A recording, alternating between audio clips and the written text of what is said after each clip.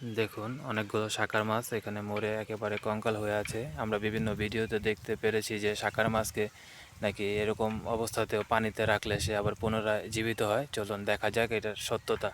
এখান থেকে একটা মোটামুটি ভালো মাছ আমি বাছাই করে নিব। এটার অবস্থা খুবই খারাপ। এই মাছটা মোটামুটি চলে, এটাও কঙ্কাল হয়ে আছে, ভিতরে কিছুই নাই। আচ্ছা, তারপরও দেখি এটা পানিতে দিয়ে এটা জীবিত হয় কিনা। এই মাছটা জীবিত হওয়ার সম্ভাবনা কতটুকু আছে আপনারাই বলেন। এটাতে দেখেন কি অবস্থা, একেবারে কঙ্কাল হয়ে আছে। তারপরেও দেখি এটা জীবিত হয় কিনা। চলুন পানিতে দিয়ে দেখি। অবশেষে পানির কাছে চলে আসছি।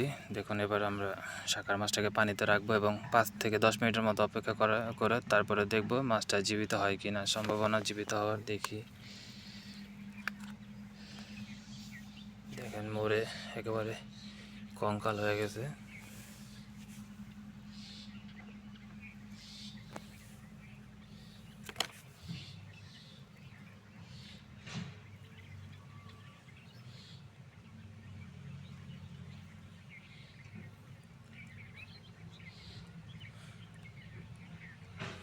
নড়াচড়া করতেছে নাকি, একটু অপেক্ষা করুন। দেখুন শাকার মাছকে কীভাবে জীবিত করা হয়। কঙ্কাল থেকে এখনই এটা জীবিত হয়ে যাবে। দেখতে থাকুন পুরো ভিডিও।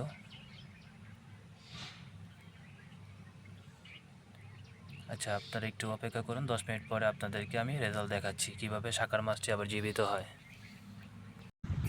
10 মিনিট তো হলো, চলুন দেখা যাক মাছটার কী অবস্থা, মাছটা আবার জীবিত হয়েছে কি না।